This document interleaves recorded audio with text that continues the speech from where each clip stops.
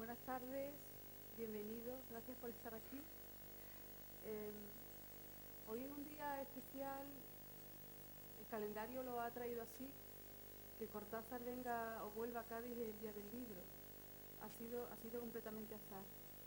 Pero gracias al azar tenemos hoy una festividad del libro muy completa porque tenemos aquí a gente que se dedica al libro, con un amor al libro muy especial, que hace del libro su oficio y que hace del libro una obra de arte, ¿no? Por eso digo que es mucha casualidad que haya coincidido el día del libro. Quería agradecer al Vicerrectorado de Extensión que acogiera esta idea cronopia y abriera un hueco dentro del orden habitual de las presencias para celebrar otra vez a Cortázar. También quería aclarar, porque se hablaba presencia de Cortázar, es un guiño, ¿no? Porque en realidad pensábamos una especie de homenaje a Cortázar utilizando el título de su primer poemario publicado, que se llamaba Presencia, y que él publicó con el seudónimo de Julio Denis, y aprovechando esa presencia, pues acordarnos otra vez de Cortázar. Y lo vamos a hacer, como digo, contando con gente muy especial en torno a la obra de Cortázar. Por una parte, Raúl Manrique, que es el director del Centro de Arte Moderno de Madrid, con Claudio Pérez, que es su coordinador, con José María Pasalacqua, que además de diseñador gráfico, pues es un calígrafo especializado. Y ellos tres están aquí por dos razones. Primero, por su tarea en torno al libro, porque además de Raúl y Claudio dirigir y coordinar el Centro de Arte Moderno, ellos tienen una editorial, que pueden aquí ver el ejemplo, bueno, o una muestra de lo que ellos hacen, una editorial que hace, como digo, libros objeto, ¿no? Libros que en realidad son formas de arte. Y José María Pasalacqua, pues evidentemente tiene que ver con ese lado también artístico del libro. Y por último, también tenemos a María Ángeles Fernández, que ya es, no sé si la tercera vez que viene a Cádiz, ¿no? Que Cortázar la trae a Cádiz. Me trae. Me te trae. Bueno, ¿y qué voy a decir de ella? Además de amiga, es periodista, es editora de la Fundación Germán Sánchez Ruy Pérez y especialista en Cortázar. Ella tiene un taller en Madrid que se dedica a leer a Cortázar todo el año. Y en realidad, tanto Raúl como Claudio, pues también tienen un movimiento cultural en Madrid, en ese Centro de Arte Moderno que conozco y que es un sitio muy especial, ¿no? Es como, tiene unas vibraciones muy extrañas, ¿no? En el sentido positivo. Y yo no voy a decir más nada, es decir, tampoco pensaba yo hacer de esto una entrevista, o por lo menos una entrevista al uso, como suelen ser las presencias, sino dejarles a ellos que hablen. Estaban aquí, decía, también por una razón que se me olvidaba decirlo, y es la importante, y es porque acordándose de Julio por el 25 aniversario de su muerte, ellos han preparado un libro muy especial, que es el que está aquí, que es la edición de 3 historias de cronopios inéditas, es decir, que hasta ahora no habían visto la luz. Su edición es muy especial, como son ellos, es decir, han hecho una historia de cronopios que tiene una caligrafía en la que José María Pasalacqua ha intentado de alguna manera hacerse eco de la caligrafía de Julio Cortázar. Está iluminada, ilustrada con una preciosidad de dibujos y todo eso es, como ves, una obra de arte, ¿no? Entonces, en torno al libro, en torno a las historias de cronopios inéditas, que gracias a ellos como elaboradores manuales y gracias a María Ángeles como editora que ha mirado los textos y los ha cotejado, pues en torno a eso va a versar esta presencia literaria. Voy a empezar dándole la palabra a Raúl, que nos va a hablar un poco de lo que ellos hacen en el Centro de Arte Moderno, de lo que significa para ellos el libro, y también hablará, por supuesto, de los cronopios que nos traen. Raúl, hola. Bueno, buenas tardes y gracias a todos por estar aquí y muy especialmente agradecer al Vicerrectorado de la Universidad por habernos invitado, ¿no? Para nosotros es muy importante estar aquí presentando esta edición en homenaje a Julio Cortázar, porque sabemos que, gracias a ti especialmente, la presencia de Julio ha sido constante en estos últimos años en Cádiz. Yo les voy a contar un poquito cómo empezó nuestra historia. Nosotros empezamos con el Centro de Arte Moderno en Argentina hace 14 años, con una propuesta muy tímida y nuestra institución está organizada en diferentes áreas, donde tenemos un área de extensión, que es donde organizamos y desarrollamos toda una actividad cultural abierta en el cual hay exposiciones, talleres, conferencias, proyecciones de cine. Luego tenemos una segunda área que es una librería especializada en autores hispanoamericanos y españoles que tuvieron presencia en América. Y luego tenemos un área de que es lo que nosotros llamamos del Centro de Editores y que es nuestra línea editorial. Hace 6 años atrás decidimos cruzar el charco y nos instalamos en Madrid. Y bueno, tímidamente, cuando comenzamos nuestro trabajo en Madrid, también organizados de esta manera que acabo de comentar, enseguida apareció, por una cuestión del destino, María Ángeles en nuestro centro. Hacía muy poco habíamos abierto, buscando un libro de Cortázar, precisamente La Vuelta del Día en 80 Mundos, la primera edición que nosotros teníamos. Y bueno, empezamos a hablar. Y a partir de ese momento, nuestro trabajo de difusión tuvo un matiz importante en lo que es la difusión de la obra de Julio Cortázar, porque además de la importancia en sí misma que tiene la obra de Julio, nosotros notamos que en Madrid había mucha gente interesada en esta obra literaria, ¿no? Entonces hemos realizado a lo largo de 6 años unas 4 exposiciones.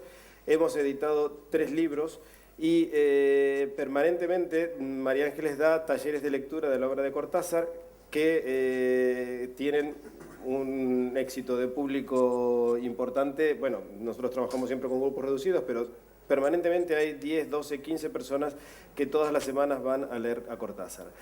En cuanto a la difusión de la obra de Julio, entre las exposiciones que hemos realizado, y las ediciones, nosotros siempre encaramos esta actividad de difusión un poco pensando en lo que tú decías, en ediciones de libros de arte, de libros objetos, y bueno, el tercero que es este, luego lo comentarán ellos, pero hemos realizado 2 ediciones anteriores, una a partir de una carta inédita de Julio Cortázar, que le envía a una escritora argentina que estaba en ese momento residiendo en Roma, que es Luisa Futuransky, y esa es una edición que tiene el facsimilar de la carta y tiene un trabajo introductorio de María Ángeles Fernández analizando el aspecto literario de la carta. Es una carta muy bonita que tiene 9 páginas con dibujos de Julio y con comentarios muy interesantes como recuerdos de cuando él vivía en Roma, los sitios que visitaba, el sitio donde vivía, los olores de la ciudad. Y entonces todas estas cosas están incluidas en una tercer parte que tiene la edición. La edición es como si fuera una caja. Uno saca un cajoncito de la caja donde se encuentra el trabajo de María Ángeles, se encuentra un segundo cajón donde está el facsimilar de la carta, quita ese segundo cajón y abajo aparece como si fuera una caja de Pandora y ahí están las fotos que nos ha llevado, especialmente a María Ángeles, más de un año de investigación, de ir a Roma un par de veces a fotografiar los sitios que Julio comentaba, y entonces está totalmente ilustrada esa edición con fotografías especialmente realizadas de las cosas que Julio comenta. Entre otras cosas, por ejemplo, está la fotografía del libro de visitas de la Casa Museo de John Keats del año 53, ¿no? Donde está la firma de Julio Cortázar y Aurora Bernardes, que fue la primera vez que visitaron el museo. Luego hicimos una segunda edición en homenaje a Julio a partir de una exposición de fotografías de Mario Mugni, que fue su último editor. Julio Cortázar pasó sus últimas vacaciones en el mes de agosto del año 83, justo antes de morir, en España, en Segovia, en un pueblo, en la casa que alquilaba la familia Mugni. Y entonces, en el transcurso de esos días que pasaron juntos, Mario le tomó una serie de fotografías que nunca habían visto la luz, salvo alguna, porque por ejemplo una fue tapa del libro Argentina, Años de Alambradas Culturales, un fragmento de esa fotografía. Y entonces hace 2 años hicimos una exposición con las 14 fotos que Mario seleccionó de esas vacaciones, y se editó un libro que tiene la reproducción de las 14 fotografías y un texto de Mario contando su relación con Julio, también una edición de 100 ejemplares firmada y numerada.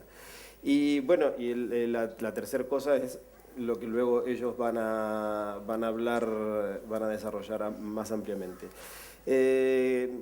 Como tú bien decías, nuestra labor, nuestro trabajo en difusión de la cultura, pensamos que lo más importante que podemos hacer es acercar la obra de grandes artistas a la gente de diferentes maneras, y bueno, y esta es una que creemos que es muy interesante, ¿no?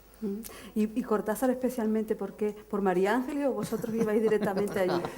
Bueno, en realidad Porque Borges uno tiene una también, historia, ¿no? Ya, claro. Hay una historia que quedó del otro lado del charco y bueno, y tenemos la suerte de que podemos trabajar con lo mejor que nos dejó Argentina. Si nos fuimos de Argentina por alguna cosa, no fue precisamente por sus artistas. Imagino. Y entonces tenemos la posibilidad de poder trabajar con la obra de esta gente. Bueno, Borges ha sido el otro gran faro de nuestro centro, y a tal punto de que una vez, hay una anécdota muy graciosa, que una persona que se borró de nuestra lista de mail, pues estaba harto de que lo bombardeáramos a mail, nos dijo así como una grosería diciendo: bueno, yo leí a Borges y a Cortázar cuando era adolescente, ya estoy cansado de escuchar hablar de ellos, por favor denme de baja. No, como si fuera lo único que hacíamos. O sea que Borges, Cortázar, pero no solamente trabajamos con ellos, ¿no? Hace 2 años el centro fue García Márquez, por los 25 años del Nobel. O sea que... Y Onetti, ¿no? El año Onetti. Bueno, este año estamos haciendo toda una serie de homenajes a Juan Carlos Onetti, que de hecho hoy en nuestro centro, por el Día del Libro, se hace la lectura de los cuentos de Juan Carlos Onetti, así que también. Y Claudio, háblanos ahora un poco de tu papel en los cronopios estos inéditos. Cuéntanos un poquito sobre eso. Bueno, además de si quieres hablar del centro editores o lo que tú quieras. Sí, este libro que se llama De cronopios y de famas, 3 nuevas historias, le hemos dado ese título porque incluyen 3, valga la redundancia, historias de cronopios y de famas que no fueron incluidas en la versión original en castellano del año 1962.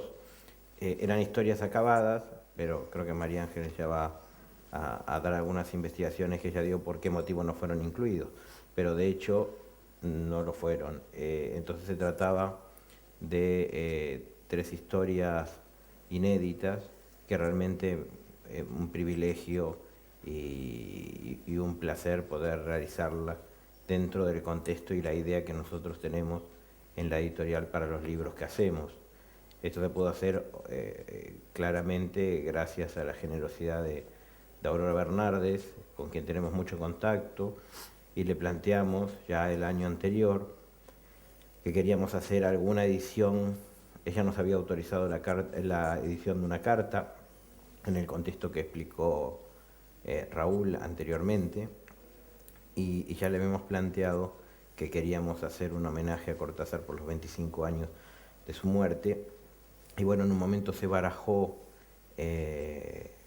han sido desde público conocimiento, que próximamente aparecerá un poco antes en Argentina, creo, toda una serie de papeles inesperados, que es el título que se le dio al libro, una serie de textos inéditos que dejó Cortázar, algunos con más grados de acabamiento, si se permite la palabra, que otros, pero aparecieron algunos cuentos y aparecieron estas 3 historias de cronopios y de famas y algunas otras cosas.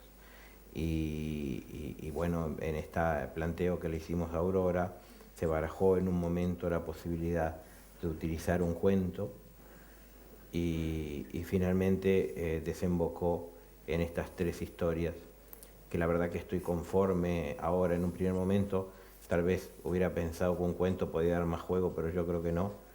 Creo que finalmente el resultado ha sido superior en este caso, ¿no? Reuniendo no solo el texto de Cortázar, sino las ilustraciones de una artista con la cual trabajamos muy bien, que es una artista italiana que se llama Judith Lange, que ha hecho las ilustraciones y los textos, en lugar de estar en tipografía, como sucede en un libro normal, están caligrafiados por José María, que también ya les va a explicar un poco esto. Todo lo pueden ver, ahí tienen luego un ejemplar, así que ha sido más que un honor, y yo he coordinado, he sido el editor de este libro, y un poco dirijo la parte que tiene que ver con Del Centro Editores, que es esta área nuestra, que hace poco menos de 3 años hemos fundado. En realidad ya, desde incluso en nuestra etapa en Argentina, habíamos trabajado en distintas ediciones, pero una cosa menos sistemática, menos regular y con menos conciencia de cuál era un poco nuestro papel dentro del mundo editorial, ¿no? Tal vez hacían falta bastantes años para clarificar un poco qué era lo que realmente nos interesaba, y hace poco más de 3 años fundamos este sello editorial que hemos llamado Del Centro Editores. Tiene ese nombre porque, como decía Raúl, la entidad madre es el Centro de Arte Moderno, ¿no? Entonces, en vinculación con ellos le hemos puesto ese nombre. Y es una editorial que a nosotros nos interesa mucho el libro, y creo que el libro debería ser un centro de debate importante en estos tiempos, porque está sufriendo modificaciones estructurales bastante importantes. Siempre nos ha interesado el libro y nos ha interesado también como objeto, o sea, no solo como contenedor de determinado texto o de determinado contenido. La industria editorial generalmente ha ido en el camino contrario, o sea, tratar de lograr ediciones cada vez más masivas, de más bajo costo y con menos cuidado, en función de lograr una mayor difusión del contenido, de un determinado contenido. Nosotros nos interesa, un poco por gusto personal, porque nos parece que un libro que tenga un papel bonito es distinto que un libro que no lo tenga, que un libro que tenga un contenido artesanal es distinto que si no lo tiene. Entonces, un poco por gusto por eso. Y por otro lado, también en la convicción que en mayor o menor medida es el único camino que va a poder transitar la industria editorial en las décadas que sigue, porque ya es obvio que no es el único contenedor de información como lo era, digamos, el libro tiene una aparición, en el rol por lo menos que lo vemos nosotros, tiene una aparición histórica bastante determinada, que es la invención de la imprenta, ¿no es cierto? Y ya hoy por hoy, digamos, el papel impreso no es el único contenido, ¿no? Entonces, un poco por gusto, un poco por esos motivos, nos dedicamos en la editorial nuestra a hacer libros de tirada corta, el 80% de 100 ejemplares, o de 100 ejemplares para abajo, mejor dicho, como este caso que tiene 100 ejemplares, algunos como máximo 300 ejemplares, siempre numerados, firmados por los autores, con un contenido artesanal y demás, ¿no? Entonces, dentro de este contexto hemos hecho alrededor de 50 libros, todos en primera edición, o en primera edición al menos en su versión. Hay algunos casos, por ejemplo, hemos hecho unos facsimilares de manuscritos de Ramón Serna, que no son totalmente inéditos porque son artículos que fueron publicados en su momento en una revista, pero sí son inéditos en su formato facsimilar, o en algunos casos, como ahora que estamos preparando la edición de una entrevista a Juan Carlos Sonetti, que se publicó parcialmente, pero sí es la primera vez que se va a publicar en forma completa. Entonces pretendemos unificar la primera edición del libro con una edición especial. Esa es un poco nuestra idea. Hemos publicado Gómez de la Serna, Cortázar, Ricardo Piglia, Rosalba Campra y otra gente. Son alrededor de 50. Y tenemos varios proyectos ya en curso para este año. Esa es un poco la idea que ha definido. Este libro se enmarca de esto. Seguramente, indudablemente es el libro más importante que hemos hecho, pero no por su factura, sino por la posibilidad de contar con textos inéditos de un autor de la importancia de Cortázar a 25 años de su muerte, y habiendo transcurrido, es un evento que yo tengo claro que difícilmente se repita en el futuro, así que seguramente será la estrella de de nuestras ediciones por mucho tiempo.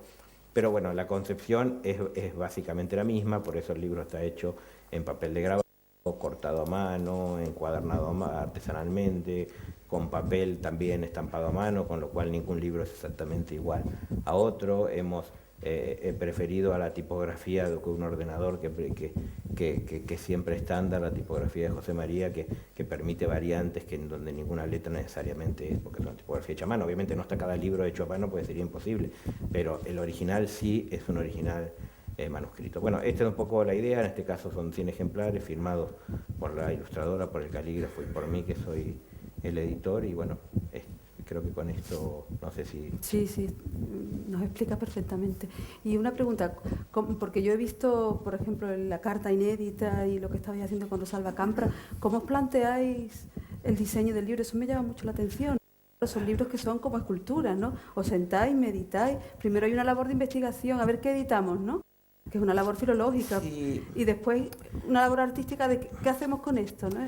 Yo creo que en el fondo no deja de haber un alto contenido intuitivo. Yo creo que eso en otros ámbitos puede ser que eso no exista o se lo disfrace, pero digamos nosotros no tenemos un equipo de trabajo que determine, bueno, conviene ir ahora para el lado de Cortázar, conviene que el libro sea más cuadrado o no, o que tenga tal formato para que entre mejor en una biblioteca, sino que es fundamentalmente...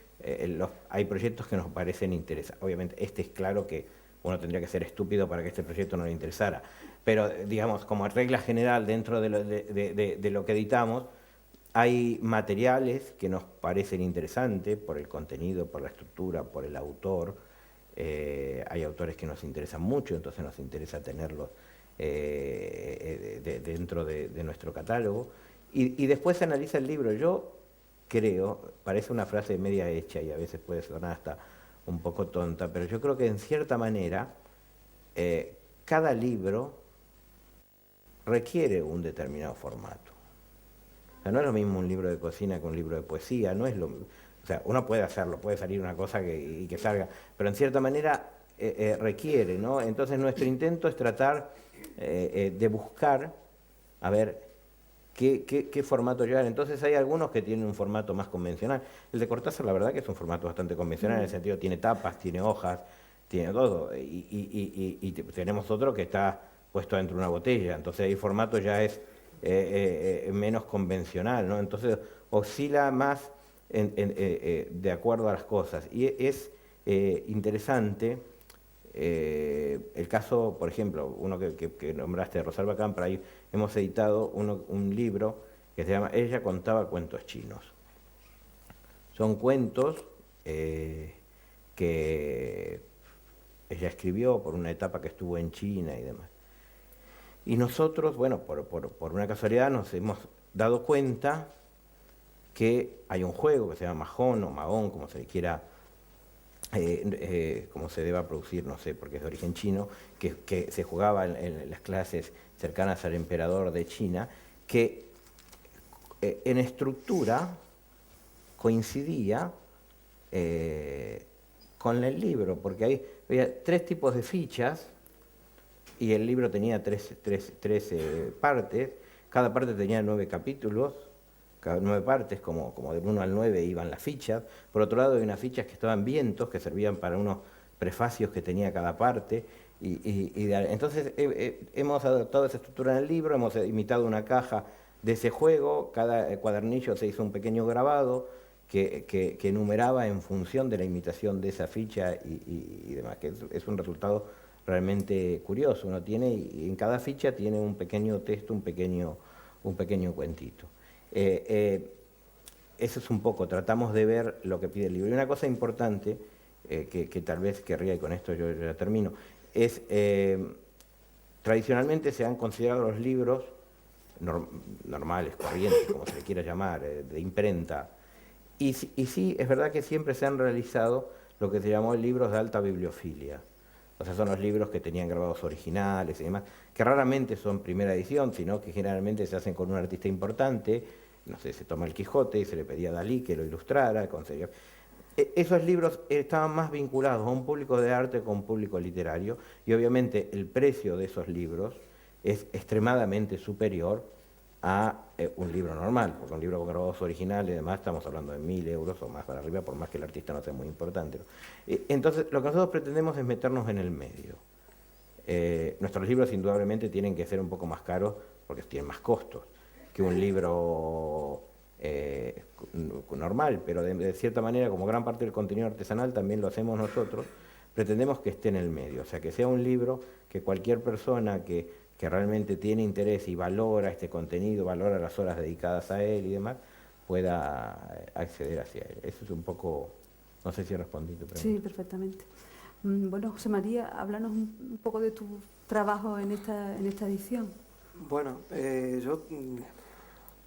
esto de ser calígrafo viene un poco de familia y bueno, básicamente me dedico a caligrafía de protocolo, ¿no? Trabajo muchísimo en protocolo. Y cuando me comentaron los chicos de hacer este libro, claro, casi me muero, era una oportunidad de oro, de hacer cosas geniales y estupendas y mostrar todo lo que uno sabe hacer. Pero claro, después dijimos, bueno, a ver, paremos un poco la moto y que tenemos una responsabilidad grande. Es un texto inédito, se tiene que leer muy bien, tiene que ser de una manufactura perfecta. Fue por eso que nació la manera de hacerlo en caligrafía inglesa. Por otro lado, otro tipo de letra a nivel caligráfico sería complejo de leer, porque hemos perdido la capacidad de leer letra humana. Estamos tan acostumbrados a tipografía, a edición de texto y a escribir con bolis que ya todos tenemos una capacidad bastante mala. Yo me incluyo, cuando no tengo que trabajar, tengo una caligrafía tremenda. Y entonces, bueno, dijimos, hagamos lo más tranquilo, lo más puro, y caligrafía inglesa era lo mejor que se podía hacer. Es una caligrafía completamente noble, se puede jugar muchísimo, ascendentes, descendentes, ligaduras, cosas que suben, cosas que bajan, se meten en la línea de arriba, y eso a mí me permite jugar y me divierte muchísimo. Cuando entran trabajos de este tipo, quiero sacarme cuanto antes lo que tenga entre manos para empezarlo, me divierte mucho. Esto fue básicamente su ida y vuelta entre el libro iluminado y el libro de hoy, ¿no? Ya lo decía Claudio, hoy por hoy se produce de una manera como churro y bueno, la idea era de hacer un trabajo que fuera completamente satisfactorio, que fuera a nuestro gusto perfecto y lo que se esperaba. Realmente superó nuestras expectativas porque cuando lo vimos terminado, yo me quedé maravillado de cómo había quedado. Respecto a la ilustración, bueno, un poco hablo por los dos artesanos. Judith tiene una relación con Cortázar desde hace muchos años, desde que su hija era pequeña. Ella leía sus cuentos a su hija y entonces, claro, era un poco entrar en el juego de siempre, de toda la vida, ¿no? Y ella tenía una responsabilidad muy grande en el sentido de que tenía que dar forma a unos seres que no la tenían. Que nadie sabía cómo son, que había a lo mejor alguna imagen escrita de algo, pero que no la tenían. Y bueno, ella tenía un poco de miedo de no traicionar el espíritu que se esperaba. Al final terminaron siendo unos seres prácticamente humanos, un poco más grotescos, con cada una de las características que tienen los tres, Cronopios, tanto Famas como las Esperanzas, y tienen pelos distintos y tienen características que los hacen que se puede reconocer. Y era muy divertido porque estábamos trabajando a la distancia. A Judith le pedíamos cosas y nos las mandaba y nosotros reconocíamos perfectamente cuáles eran los personajes, en qué momento y qué estaban haciendo. Había captado muy bien la esencia de cada uno de los personajes. Entonces, claro, todo eso cada vez nos iba entusiasmando más. Yo estaba encantado de hacerlo y yo quería terminar, quería dar ya forma a todo, porque lo quería ver terminado. Y bueno, y ese es el resultado, satisfactorio completamente. No sé si... Nunca pensé que la caligrafía fuera tan creativa, pero ¿te determinó mucho la letra de Julio Cortázar? ¿La tuviste en cuenta? No, porque en definitiva no queríamos hacer una edición facsimilar. Queríamos hacer otro tipo de trabajo, no una copia, sino directamente como si yo no hubiera visto nada. Entonces directamente trabajo en base a lo que en principio fue mi gusto personal, el gusto de los tres y el conjunto de todos. Nada más. Bueno, María Ángeles. Hola Nieves. Hola a todos. Si te parece, nos cuentas un poco ahora el trasfondo literario, ¿no? de los cronopios. Bueno, gracias a todas y al rectorado y a ti particularmente por traerme de nuevo a Cádiz de la mano de Cortázar, y también lógicamente a los editores, porque claro, sin este libro, digamos, hoy no habríamos tenido la excusa para que yo esté aquí. Entonces, siempre Cortázar, como yo digo, ¿no? Este es un libro muy especial para los lectores y las lectoras de Cortázar, porque quizá antes de Rayuela, que Rayuela sale un año después de este, o sea, este libro, la primera edición que la tengo aquí, primera, comprada en el centro de Madrid, ¿no? Esta es la primera edición del año 62. Supone un desafío muy importante para los lectores de aquel tiempo, porque son unos textos que se salen de toda norma, por decirlo así. Nosotros veníamos leyendo a los lectores de entonces, bueno, y espero que los de ahora, en aquellos cuentos que eran sinceramente diferentes, quizá tenían propuestas estéticas diferentes, propuestas narrativas diferentes, y también tenían historias diferentes y digamos, un núcleo fantástico que, bueno, ya es motivo de otros estudios. Pero cuando llegan los cronopios, digamos, las historias de los cronopios y de Famas, nos descolocamos mucho todos en aquel momento. Primero porque había unos seres creados por el autor que eran difíciles sobre todo de visualizar, pero además que crearon una especie de clasificación del mundo. Porque cuando uno empezaba a leer las historias de los cronopios, era raro que alguien nos identificara un poco con una parte de los cronopios y se sintiera un poco avergonzado quizá por ser demasiado Fama, o quizá no querrían ser nada Esperanza, pero lo cierto es que todos nos debemos reconocer un poco en casi todo, ¿no? Entonces, esas historias de cronopios y de Famas nos pusieron quizá ante un aspecto, digamos, de la mirada de Julio Cortázar un poco diferente a lo anterior. Si bien él se sitúa siempre ante la realidad y luego de ahí hace un clic, digamos, en sentido fantástico para pasar al otro lado, como si fuera Alicia en el espejo, ¿verdad? En este caso era como una descripción del mundo desde una mirada, por una parte ingenua, por una parte sarcástica a veces triste, a veces apesadumbrada, a veces incrédula. O sea, los cronopios resumían muy bien, creo yo, a mí por lo menos me resumían muy bien a mí, no sé, como lector. Quiero decir que uno a veces ante un hecho cualquiera, por ejemplo, no ha tenido una reflexión. Por ejemplo, ¿alguien se ha puesto a pensar cómo hace para subir una escalera? No, tuvo que venir Julio Cortázar, ¿no?, para darnos unas instrucciones para subir una escalera, ¿no?, o unas instrucciones para llorar, por ejemplo, ¿no?, o decirnos que por las noches los ruidos que hay en las cañerías en realidad es un osito que tan amablemente viene a limpiarlas para que luego la vida de los ciudadanos sea fácil, ¿no? Entonces, bueno, sin duda en el panorama literario entonces eso supuso pues un hallazgo importante, y también la acuñación, digamos, de unos términos que yo reclamo desde hoy, y voy a escribir una carta a quien haga falta para que esté el término cronopios en el diccionario de la Real Academia, ¿no? O sea, yo creo que se lo merece, ¿no? Porque de hecho todo el mundo habla de los cronopios, ¿no? Y el grandísimo cronopio, por supuesto, es Cortázar, y a su vez Cortázar en las cartas que intercambia con su editor Paco Porrúa lo designa inmediatamente cronopio, y luego ha dicho que Louis Armstrong, a quien él adoraba, era un enormísimo cronopio. En fin, que ese vocablo ha pasado a formar parte de nuestra vida cotidiana, ¿no? Y el origen de eso, bueno, pues está en el año 62 en aquel famoso libro editado primero en Argentina. Bueno, en aquel libro pues hay 4 partes, ¿no? Y bueno, las más conocidas quizás por todos nosotros sean esas de las historias de Cronopios y de Fama, ¿no? Y entonces, en aquel momento hubo un debate, digámoslo así, entre Cortázar y su editor, ¿no?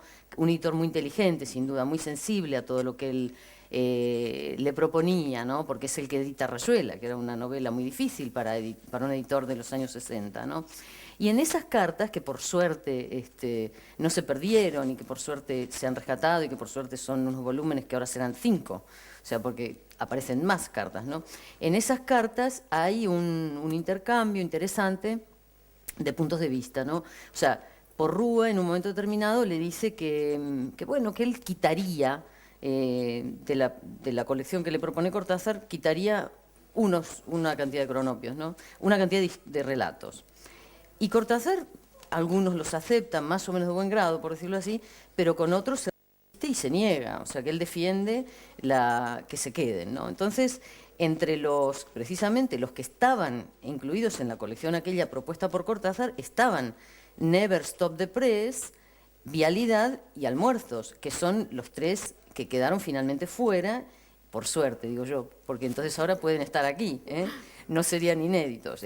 Entonces, pero lo que pasa es que solamente yo he encontrado rastros del debate con relación a Never Stop the Press y Vialidad, digamos. De Almuerzos, en las cartas estas no se habla, y no sabemos por qué no se habla. Lo que pasa es que, bueno, en esta colección, digamos, hay un relato relacionado con un almuerzo. Es posible que, creo que Cortázar, que era muy consciente, digamos, de que él quería siempre tener, digamos, una conducta como escritor y como creador, de no repetirse, es probable que viera que eso tenía una redundancia y entonces lo aceptó y ya está. Sin embargo, él no acepta la supresión de Cuentos sin moraleja, Trabajos de oficina, ¿Qué tal López?, Haga como si estuviera en su casa e Historias naturales. Esos están en estas ediciones y los defendió, pero a capa y espada, O sea, quiero decir que en varias cartas dice no, porque él insiste en que se tienen que quedar. Y en cambio hubo 5, ya os digo, que fueron Instrucciones para peinarse, Instrucciones para disecar una lechuza, El prisionero, Vialidad y Never Stop the Press. Ya os digo que de Almuerzos no se menciona. Entonces, eso es lo que ha quedado, digamos, el rastro que ha quedado en esta correspondencia publicada. A lo mejor en la correspondencia inédita, a lo mejor aparece algún otro rastro del que me falta, que es Almuerzos. Entonces, el hecho de que esos 3 textos, digamos, hayan quedado inéditos, a mí me hace pensar en un Cortázar también muy exigente, ¿verdad?, siempre, sobre sí mismo, ¿no? O sea, un verdadero autor que acepta que es difícil, porque yo trabajo en el mundo de la edición y a veces los autores no son tan flexibles, ¿no?, con sus propios textos. Pero claro, había un Cortázar muy consciente, digamos, de que él apostaba siempre por la excelencia, ¿no? Eso es un criterio que él siguió a lo largo de toda su obra, incluso a la primera época, ¿no?, de publicar. Él tarda en publicar, como era la costumbre entonces, digamos. El propio Borges tardó muchísimo en publicar y cuidaban mucho lo que se publicaba, o sea, solo daban textos muy acabados. Entonces es lógico que a la menor sospecha de que hubiera una pequeña redundancia en algo o que pudiera sonar diferente con el resto, como si fuera una música disonante, él acepta la sugerencia del editor. Pero sí quiero decir una cosa, que ya lo han dicho Claudio y Raúl y que lo sabemos perfectamente, que no son textos menores, ni el descarte, ni están inacabados. No, son textos que fueron a la imprenta.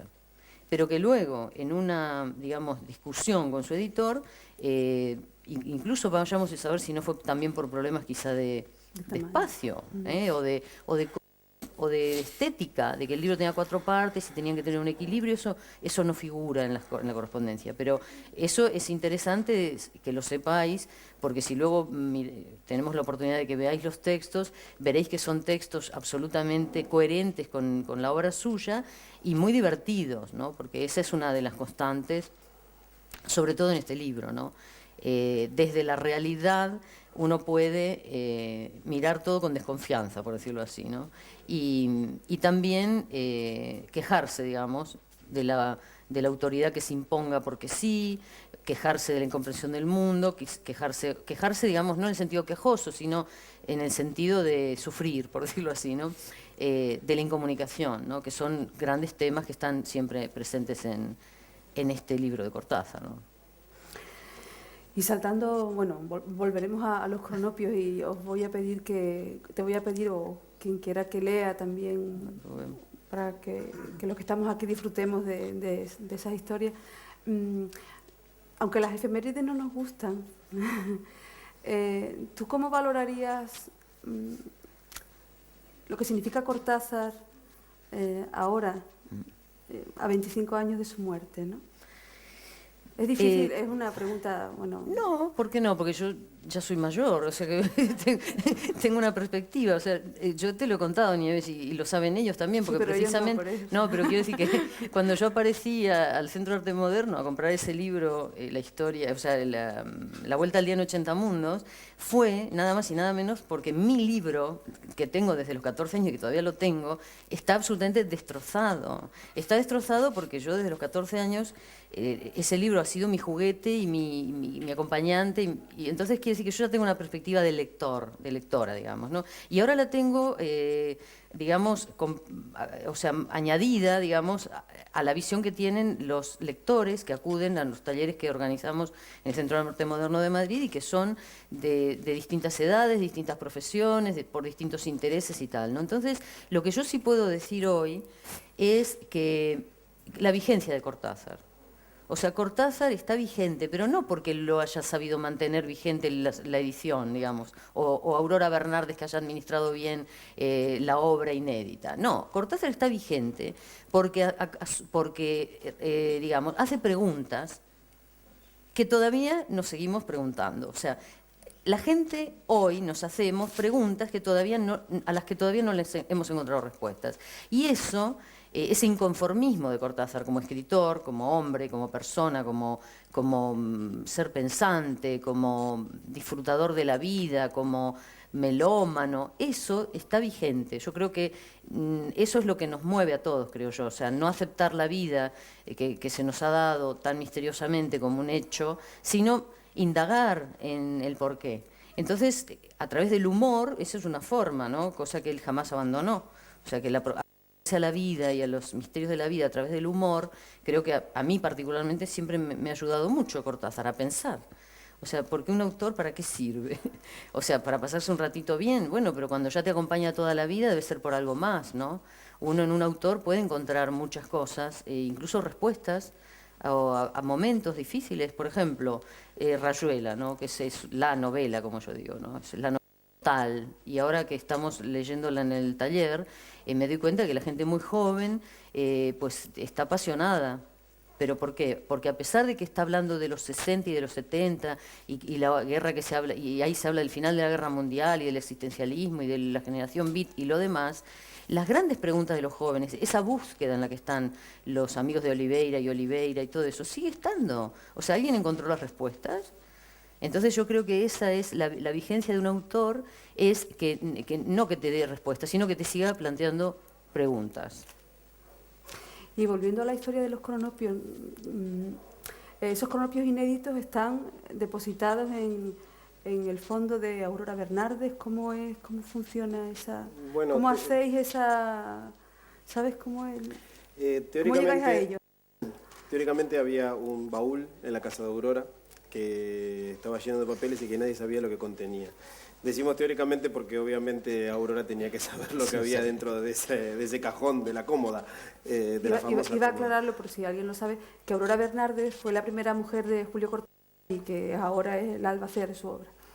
Y bueno, hace 2 años aproximadamente, Aurora decide donar ese material a un centro de documentación de manuscritos de autores latinoamericanos que se está haciendo en Barcelona, que lo está organizando la agencia de Carmen Balcells, con la condición de que sea Carles Álvarez, que es un filólogo, que haga el inventario y la catalogación de todo el material que había dentro de ese cajón donde había de todo, ¿no?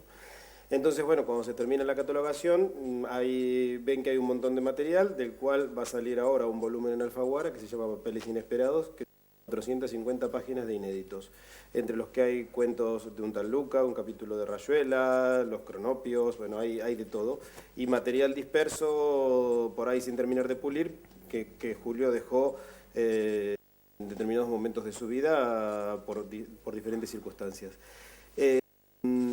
Bueno, dentro de ese material estaban estos 3 cronopios, que es Aurora la que decide que, bueno, para el homenaje que nosotros le queríamos hacer, le parecían que era lo más apropiado. Y a colación de esto, yo quería agregar una cosa que me parece que es importante, porque cuando salió el libro tuvo mucha repercusión, no solo aquí en España, sino también obviamente en Argentina, y en internet hubo algunos debates de gente que decía que era una falta de respeto hacia la obra de Julio, hacer una edición tan corta que no pudiera llegar a la gente o a determinada gente.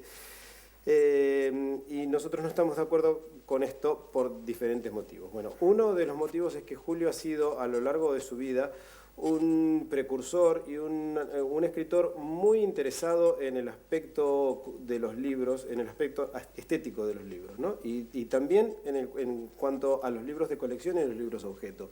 A lo largo de la bibliografía de Julio hay ejemplos como por ejemplo Último Round, que si bien es un libro de imprenta normal, es un libro que Julio Silva ha hecho el diseño, al igual que La Vuelta al Día en 80 Mundos, en el que la primera edición tiene 2 partes, una parte superior de un tamaño normal y una parte de abajo que es rectangular y pequeñita y que permite el juego de la lectura alternada entre una parte y la otra, ¿no? Y eso es un concepto novedoso en el tema de la edición. Y después ha hecho otros libros de este tipo, por ejemplo, el que hizo con Julio Silva, Los Discurs de Pinzgel, en el año 66, ahora lo estoy diciendo bien, ¿no? Sí. Con la Galería Michel de París, son una serie de relatos, que son los únicos relatos que Julio escribe en francés, y que sale en una edición de 100 ejemplares nada más, con litografías originales de Julio Silva, y firmada por Julio Cortázar y Julio Silva, y numerados. Y luego hace también graffiti con Antoni Tapies. O sea que, bueno... Y el bestiario de Lois Zotl, y Silvalandia. Y lo de Tomasello. Sí. Y Elogio del 3. O sea, son libros de arte, ¿no? Entonces, hay una serie de ejemplos que nos demuestran que realmente a Julio le interesaba mucho el aspecto final del libro, no solamente por el contenido textual, sino por el aspecto estético, ¿no? Eso fue también lo que nos llevó a buscar un determinado tipo de edición. Recuerdo que cuando hace 5 años estuvo aquí Julio Silva, él habló de ese debate que ellos habían entablado en torno a Último Round y La Vuelta, ¿no? Y entonces recuerdo que, bueno, Julio Silva habla como habla, ¿no? Pero llegó a decirnos que realmente Julio contemplaba dos tipos de lectores, ¿no? Y que esos 2 tipos de lectores, es decir, el lector que podía acceder a un libro más caro y el lector que podía acceder a una edición vulgata, pues servían para mantener el libro vivo. Es decir, que esa discusión, curiosamente, ya se tuvo cuando Julio Silva planteaba esos tipos de libros, ¿no? Sí, y yo creo realmente que es una discusión que sigue vigente y además también resuelta de la misma manera que en aquella época, ¿no? Porque estos mismos textos van a estar incluidos en ese volumen que va a salir próximamente y bueno, y que tendrán, suponemos, un valor accesible a todo el mundo. Yo no creo que sean ediciones que dejen a nadie afuera, porque realmente Por otro lado, no estamos hablando de valores exorbitantes y creo que cuando a uno le interesa un objeto o una cosa más allá que por una cuestión fetichista de tenerla, uno a veces puede hacer un esfuerzo. Y un poco lo que decía hoy Claudio, ¿no? Esto es lo que este tipo de ediciones, vemos que cada vez hay más gente que está apostando por este tipo de ediciones muy elaboradas, muy cuidadas. Creo que son los que van a mantener vivo al libro como objeto en sí mismo.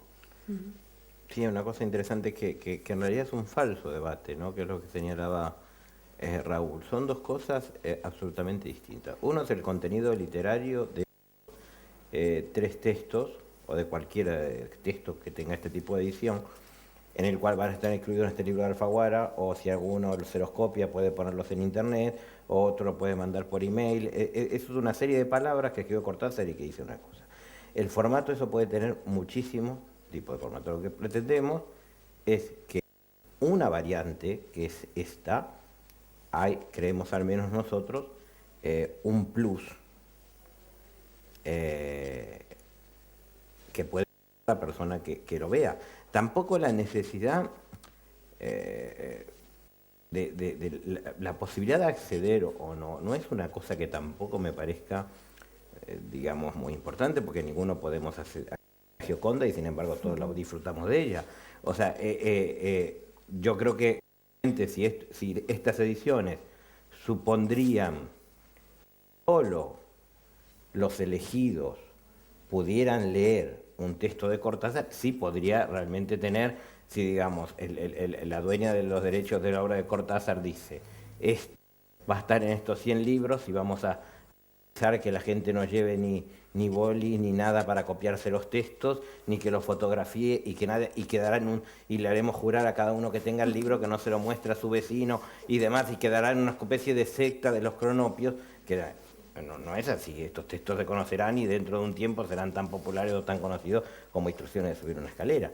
Sin embargo, nada más que pensamos que para la persona que pueda tener este libro, o que pueda verlo un amigo, o que pueda verlo en una biblioteca, porque no realmente tiene un plus, tiene muchas horas dedicadas, tiene una calidad distinta, tiene una textura distinta, tiene colores distintos, tiene todo un montón de cosas que creemos que le da más. Y tal vez en esto es curioso porque se dio en este caso porque, claro, acá se reúnen dos características. Una primera edición de un autor muy importante y demás, porque libros de estos se hacen normalmente muchísimos y nunca hay, digamos, este tipo, polémica, ¿no? este tipo de debate.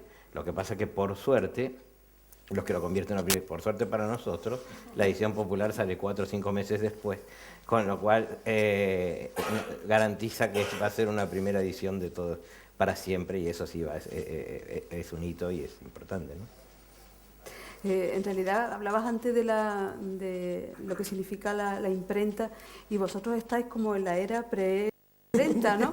Porque recuerda a los libros iluminados de la Edad Media, ¿no? Donde la caligrafía es tan importante, ¿no? Y claro, es que este es otro tipo de libro, ¿no? En realidad es una obra de arte. ¿Quién se plantea lo que tiene que valer un tapiz? Claro.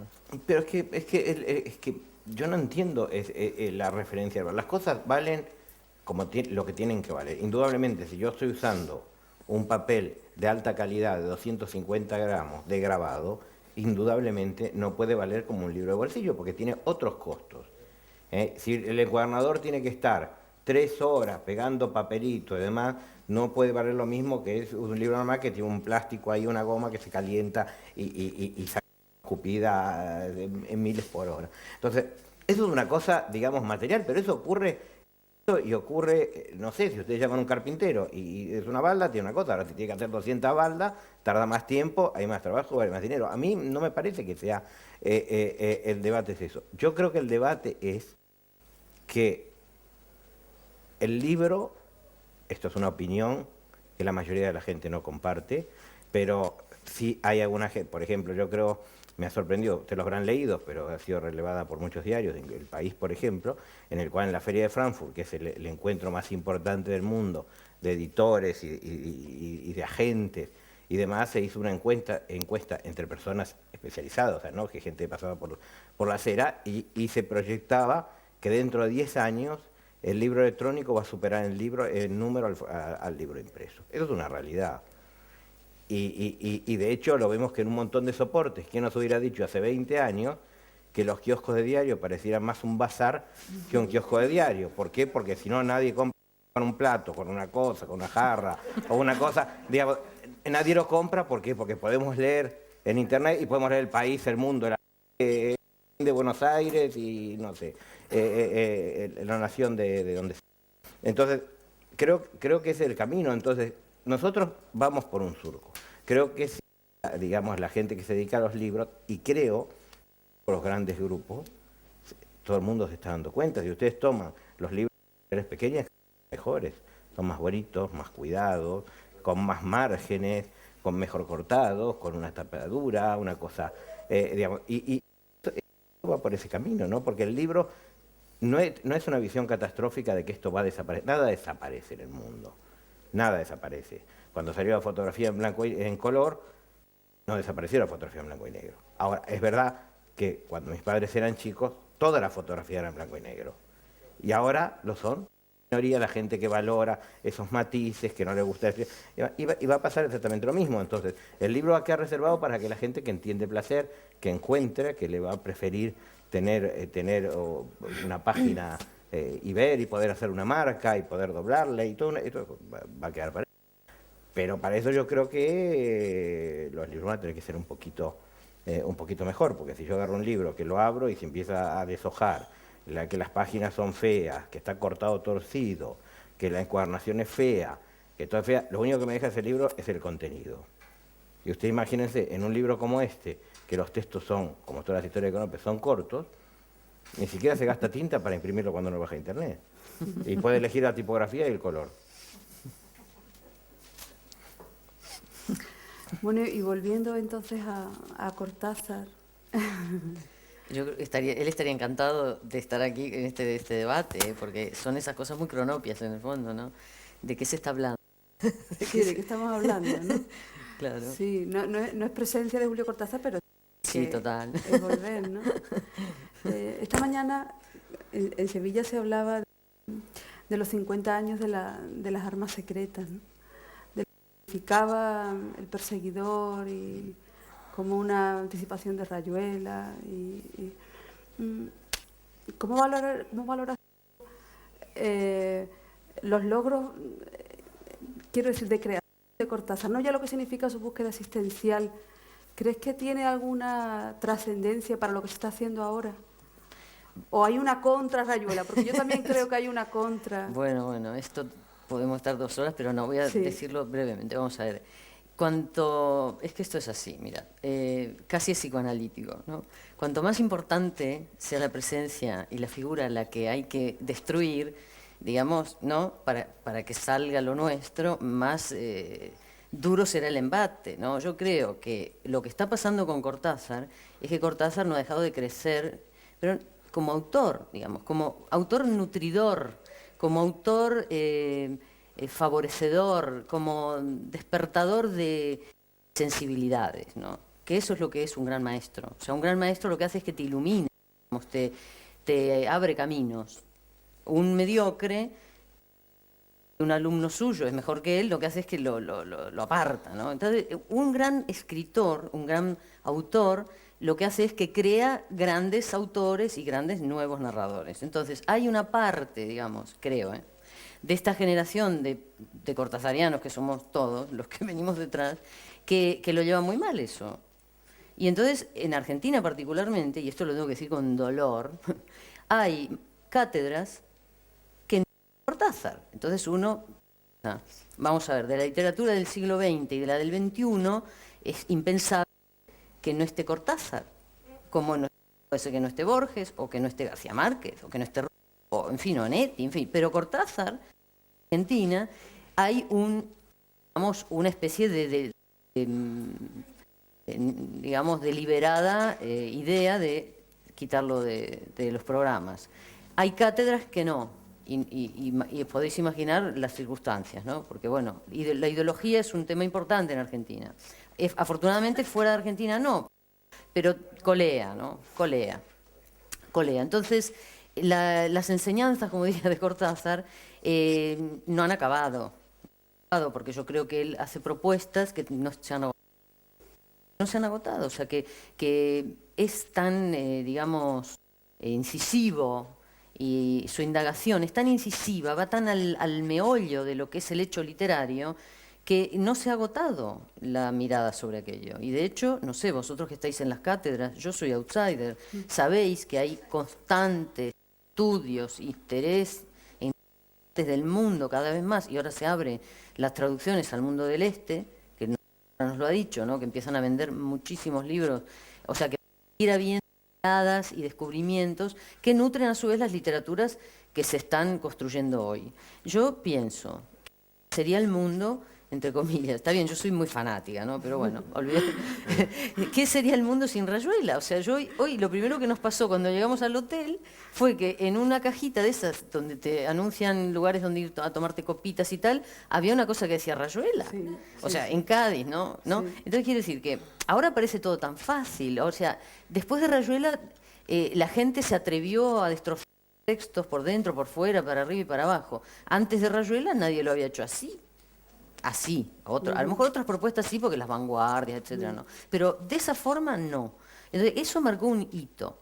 Lo mismo que marcó un hito El perseguidor que tú nombraste. O sea, la forma de narrar ese cuento transformó la forma de narrar determinados cuentos, ¿no? Ese personaje de Bruno, ¿no? Que hace la contraparte, ¿no? Es como el demonio, digamos, de la narración, digamos, el que tiene la mirada perversa, por decirlo así.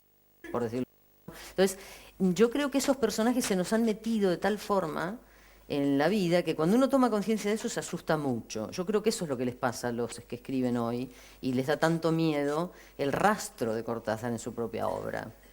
Lo que pasa es que eso es un acto, yo creo, de sabiduría, reconocerlo, y no voy a nombres porque siempre es antipático, pero de la gente famosa hoy día, de los jóvenes famosos de hoy y grandes escritores, hay un dicho que, bueno, que Rayuela envejeció mal. Yo fui testigo de eso, ¿no? Ha dicho, pero Rayuela envejeció mal. Y entonces claro, uno dice, bueno, otro compañero suyo le dijo, hombre, me parece que el que está envejeciendo mal eres tú. pero bueno, eso es otro tema, ¿no? Pero quiero decir, está metido de tal forma en la cultura ya, que es como una necedad casi, ¿no? Entonces yo creo que la relectura, además, supone, no con todos los autores se puede releer de esa forma, supone encontrar unos nexos nuevos para la literatura del futuro.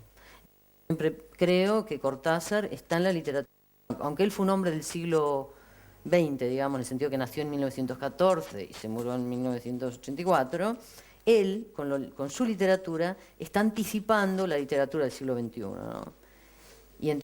Porque los cronopios, ¿qué son los cronopios? Los cronopios son hiperbreves, microtextos, microrelatos, zapping literario. Esas cosas que uno ve de una cosa a otra, que tienen, por supuesto, una unidad. Pero son esos textos breves que moda y que casi se podrían escribir en el móvil, ¿no? Hay algunos que son tan breves. En eso él también fue un precursor, porque si bien es cierto que yo no sé de cuándo fue el Monterroso cuando escribió lo del dinosaurio, pero o sea, esas propuestas de un tiempo anticipando algo que hoy está cuajando, porque de hecho las últimas antologías breves se están haciendo, o sea, la de Clara Obligado en Páginas de Espuma es de hace 4 o 5 años. O sea, como que recién ahora eso está dando unos frutos, digamos, de una mirada sobre el hecho literario. O sea que yo, está bien, no me hagáis caso porque soy fanático. Quiero decir que creo que puedo serlo, porque es un autor que da alegrías, ¿no?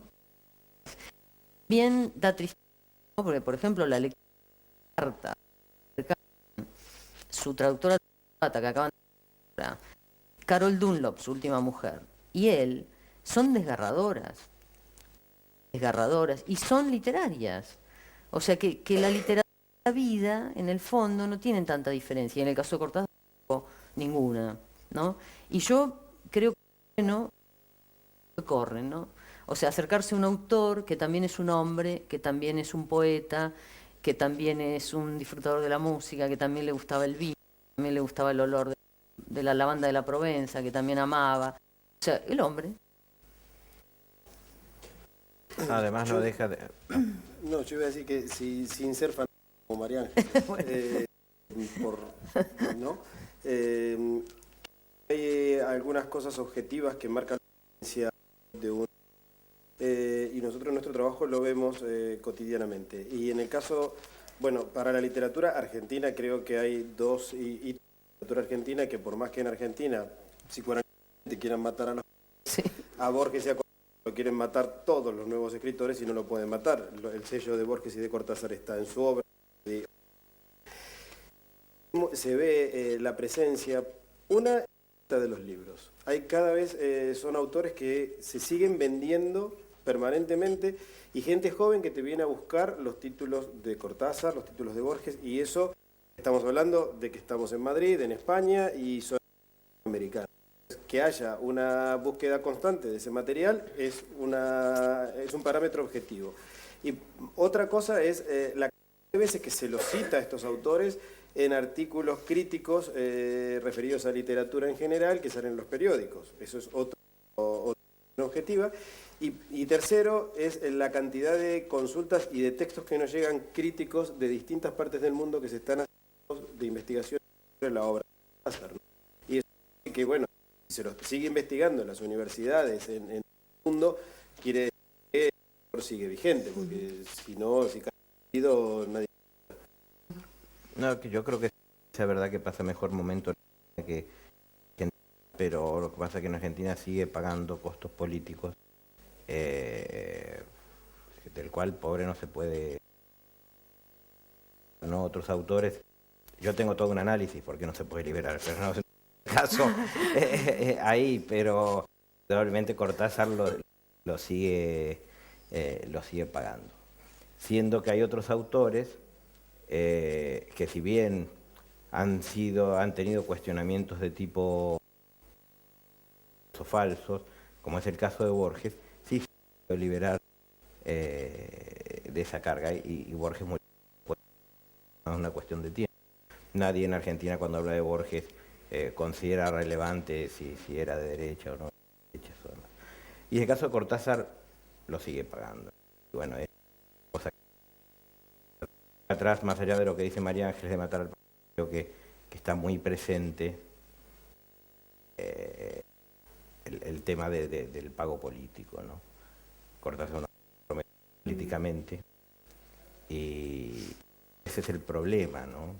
Sin desarrollar todo, sino que curiosamente los cuestionamientos de Cortázar vienen desde sectores supuestamente populares.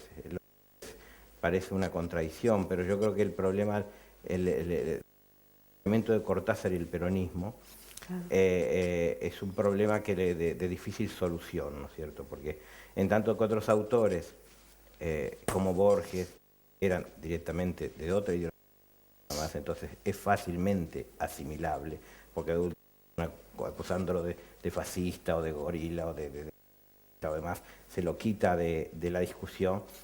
Yo creo que el problema de Cortázar es que nadie lo puede acusar de ser de derecha y demás, un hombre comprometido sobre todo en sus últimos años, que donaba sus derechos a Nicaragua, o sea que indudablemente ese es el problema.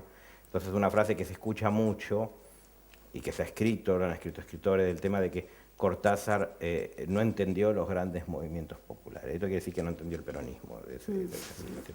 Y entonces, por definición, es que no lo entendió, es porque en realidad no se dio cuenta de lo bueno, ¿no? Entonces, es la contradicción que yo creo que da el mayor problema y que sigue dando. Yo me sorprendí mucho porque el año pasado viajé a Argentina, donde había escritores muy importantes que tampoco, digamos, y me preguntaron cómo estaba Cortázar en España. Y yo dije que en una expansión, porque hace 6 años, casi 7, que estoy en España, y Cortázar ha crecido, pero a nivel de lectores, de decisiones, de interés, de todo.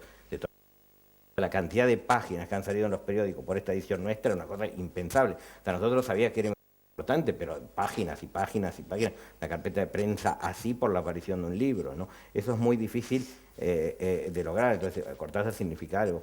Y sorprendentemente tuve la respuesta de que, bueno, que no, que en Argentina estaba siendo cuestionado y demás, y bueno, tendrá que pagar eso. Yo creo que no importaría tampoco pagarlo, porque un hombre que se comprometió, dijo lo que pensó, lo que quiso. Bueno, si hay gente que no le guste, es su problema, ¿no? Bueno, como queremos cerrar con los, yo quería darle oportunidad al público, antes de seguir nosotros, por si alguien quiere preguntar algo, y si no, seguimos charlando. ¿Alguien de las personas que están aquí?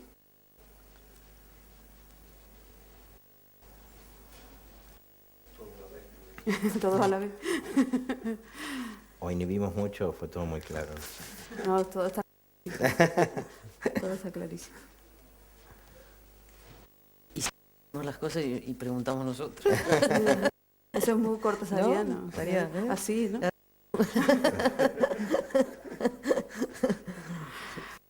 Las conferencias. Exacto. La primera pregunta. Levante la mano quien no ha leído a Cortázar. Claro, A ver. qué feo. Bueno, pues, no sé, ¿seguimos con una lectura de algo de Cronopios o qué? Bueno, claro. José María, ¿has embarcado en algún proyecto antes de acabar, no?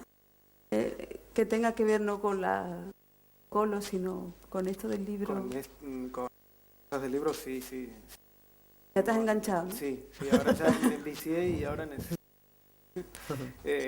no, obviamente no todos tienen la misma estructura ni la misma morfología, pero sí, seguimos trabajando y bueno, y empiezo a hacer, porque claro, yo me eduqué en el diseño gráfico con la vieja escuela, donde todo lo hacíamos a mano, y bueno, queremos seguir haciéndolo así. Sí, lo trabajo lógicamente con ordenadores, pero bueno, fue una de las cosas que también me enganchó mucho para hacer este trabajo, porque me gusta mucho trabajar a mano, por más que tenga que hacer 500, los hago. Y bueno, y seguir trabajando a mano es lo que me gusta. Y con ellos tengo la posibilidad de trabajarlo de esa forma. Esas pequeñas tiradas nos permiten la posibilidad de trabajar de ese modo. Así que yo por lo menos... Sí, ¿no? Es importante que, en función de lo que dice José María, que es una cosa que nosotros tendemos en este tipo de trabajo, es a la individualidad, ¿no? Que la gente empiece a valorar precisamente tener una cosa diferente y no tener una cosa igual, ¿no? O sea, que entienda que por ahí valorar que un libro que está en un rincón puede ser más interesante que uno que tiene 3 metros cúbicos de libro. Y eso va muy íncito a lo que hace José María, porque hay obviamente letras cursivas en los ordenadores hay, pero las T son todas iguales. Acá no, porque todas son exactamente iguales, ¿no? Y a su vez el libro tiene tiras, pero tampoco es exactamente igual. El papel está cortado a mano, entonces ninguna hoja es exactamente igual a la otra. Y el papel que forra las tapas está estampado a mano en forma irregular, con lo cual hay una que se respeta, pero no es exactamente igual uno con el otro, ¿no? Ni siquiera las firmas de nosotros, que están exactamente iguales, ¿no? Es un poco invertir la tendencia. Parece mal lo que está masivo, pero lo puede coexistir con lo masivo, ¿no? Estamos en un tal vez influido por los grandes medios, lo que no lo requiere cierta persona, es total, ¿no? Cualquier autor, sea Nobel, parece que una edición menos de 1000 ejemplares es como... Yo les digo que los 3 primeros libros de juntos, no juntos ejemplares, los 3 juntos. Y son libros que han literatura y que son buscadísimas y demás, ¿no? Entonces, ¿qué es mejor? Hacer 3000 ejemplares que estén arrumbados, que vayan saldados, hasta, o hacer los que sean necesarios, aunque sean 50, que los que tengan esos 50 realmente sepan que tienen algo especial. Y de bestiario, no sé cuánto hicieron, pero se vendieron muchísimo. lo decía Bueno, Porrúa. yo no sé la cifra, pero por ejemplo, en Cortázar se hicieron 250 ejemplares. No. Compró nadie. Claro, ahora ese libro, Claro, ahora no. ustedes lo pueden conseguir a buen precio a 6.000 euros. Si lo pueden decir, precio lo compro yo. Un libro como este, en el fondo, yo creo que es muy coherente con todo lo que hay detrás de Cortázar, ¿no? Porque en el fondo este libro también lucha contra la gran costumbre, ¿no? Que es, digamos, contra todo aquello que inamovible, ¿no? O sea, este libro que a mí, que soy editora de otro tipo de libros, pero también libros cuidados, este es un libro que hace historia de la edición, desde de la parte artesana que le queda. Cuando Gutenberg inventó la Biblia, se montó una terrible, yo soy de letras que os voy a contar, con el tema de que aquellos pobres monjes no le copiar, pues iban a quedar sin trabajo un día para otro. Y bueno, José María. claro que él es un vivo representante de que no eres un monje, pero bueno. Yo quería rescatar que quiero que la diga él, ¿no? Porque cuando se presentó el libro en Madrid, bueno, el Centro de Arte Moderno, que son ellos, organizaron una fiesta preciosa a la que asistió Aurora Bernardes, que sabéis que no se mueve nunca de París, salvo para venir A Cádiz. a Cádiz, ¿eh? Y para Cádiz, venir al Centro de Arte Moderno de Madrid. Y ella estaba realmente encantada, con lo cual eso da la pauta de que esto no es ninguna traición, digamos, a ningún dato de nadie. Ella estaba encantada porque aquí están, sinceramente, bellas, ¿no? Pero en ese acto muy interesante, muy sagaz, le hizo una pregunta a José María que yo te juro que se la robo a él y te la pregunto de nuevo. Le dijo, ¿y no te tembló la mano? Es una buena pregunta de un periodista, ¿no? ¿Y no te tembló la mano cuando tuviste que escribir textos de Cortázar? Y tú contéstalo aquí porque mira qué público más chulo, ¿no? Es lo que hago desde mucho, entonces en principio no, pero a medida que lo iba haciendo me di cuenta de que estaba haciendo historia pura, porque no iba a ser escritos de otra forma, iba a ser el único libro que iba a estar así, entonces claro, por suerte ya lo había escrito todo. No tuve ningún inconveniente, pero sí, si hubiera tomado conciencia de lo que estaba haciendo realmente al principio, no, esto no me gusta, esto lo voy a cambiar, lo quiero cambiar veces, no. ¿Tardabas en Mucho. cuánto, Tarda más mucho. o menos, cuánto? Y cada cuento me hago sin descanso 5 días más o menos, y son cortos. Sí, porque además si ves mis originales está escrito muchas veces cada palabra hasta que doy con la palabra que me gusta o el trazo que me gusta o cómo se une, no, esta se me une que no quería, entonces tengo que volver y hacer de nuevo la línea. Es un trabajo. Luego hay todo, claro. Una vez que ya está todo escrito, se digitaliza y se compone. Y entonces, claro, ahí es otra vez volver porque, estos trazos que tenía para no me valen, entonces los tengo que volver a dibujar, ahora sí específicamente con lo que yo quiero. Y entonces, bueno, por eso lleva mucho. Y hay que, en realidad, no nos a todo el mundo el pulso. Tampoco sabíamos qué íbamos a hacer, porque realmente porque es un mérito de Cortázar, porque no se puede explicar cómo la publicación del libro de 100 ejemplares por un centro editorial como el nuestro, cobertura de prensa que obviamente cuando Alfaguara saca un libro pero es un multimedio, una empresa, tiene la gente ya, tiene el crítico, tiene, digamos, todo armado para que salga Babelia, para que salga esto, para que salga otro, digamos, porque hay un aparato, hay mucho dinero, hay poder, hay todo un montón de cosas que lo nuestro se remitió a mandar de prensa a los medios que podían tener conocimiento de cualquiera, ¿no? Y medios hasta que de derecha, como el ABC, la de páginas completas en El País, medios de España, La Vanguardia de Cataluña 2 páginas, El Mundo 1 página, en Argentina La Nación, El Clarín, que son los diarios más importantes. Además de eso, es verdad que siempre ese tipo de cosas dan buscada, digamos. Se busca poco la originalidad en eso. ¿Ves? Cuando los mismos medios de prensa ven que ha salido mucho, dice esto debe ser importante y lo siguen sacando. Pero igual así no es una cosa fácil. Eso muestra que es un autor que significa algo para estar en un diario, ¿no? Y eso, pues la verdad, los que lo tienen, y por eso yo creo que es un mérito básicamente de Cortázar. Nosotros hemos hecho por mucho tiempo nuestro mejor ganas y demás, pero el mérito, la significación es de él y concreta de Aurora Bernardes, que con una cosa que no mencionaba nada de ninguna punto ínfimo a los que normalmente pagan las grandes editoriales, nos esta pieza que para nosotros siempre será un punto. Bueno, pues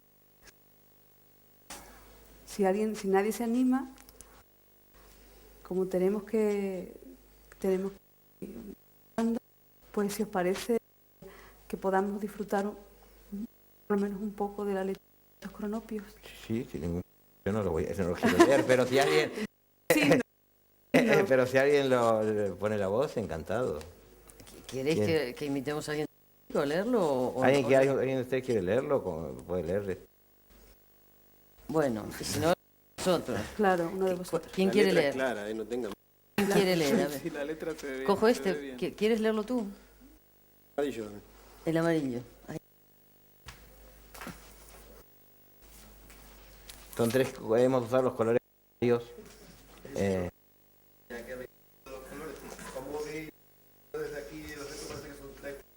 Son tres cuadernos. Sí, cada relato tiene una ilustración doble,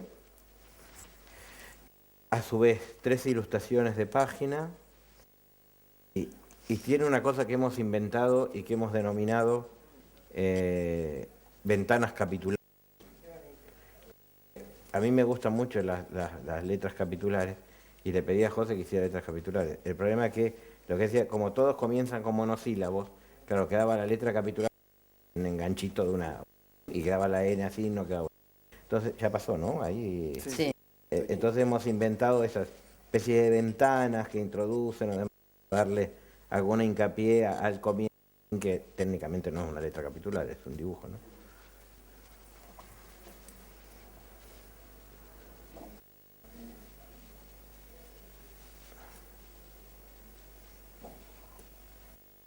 Como ven, es muy cortito.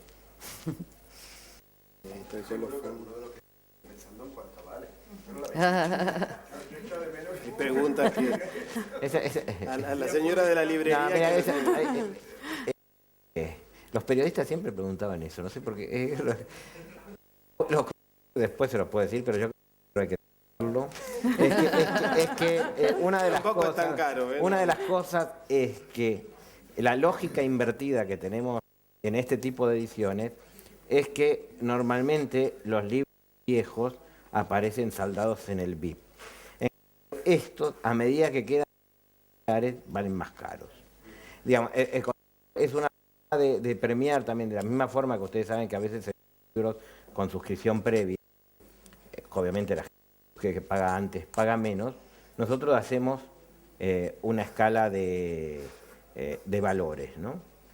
Que van ascendentes. Yo lo que digo, que este libro, el costo de producción de este libro, después le va a parecer súper barato cuando le diga lo que vale.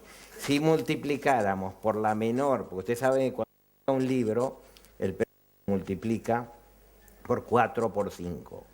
Digamos, la producción por 4 o por 5 es más o menos lo que multiplica una editorial para calcular el precio de venta público. Si nosotros lo multiplicamos, el costo de producción de este libro, por la menor de esta variante, por 4, es un libro cuyo precio razonable debería ser 1.000 euros. no lo es y es muchísimo más. Yo creo que le va a parecer mucho más barato. Pero el costo de producción es de 260 euros. De producción. Por ejemplar. Por ejemplo, sí, porque obviamente nada más que vale como 50, 60 euros, La 50 y cajita. pico, las carpetas y la caja. El papel, cada hoja de estas vale aproximadamente 2 euros. Digamos, siempre hay desperdicio, la impresión, claro, o sea, toda una serie de cosas Y luego además, claro, que lo que no se cuenta son No, las horas de trabajo no, de las sin contar personas, eso, que- sin de contar los eso porque arti- y si del no ya artista. se... Claro. Claro, y los artistas que no han cobrado, ¿no?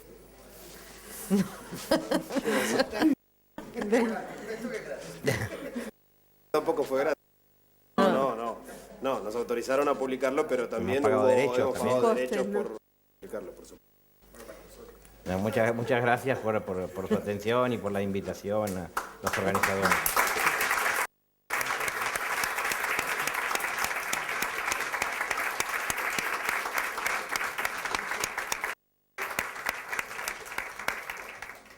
Bueno, los que lo quieran ver, si sobrevive, Si sobrevive. va a estar ahí el libro.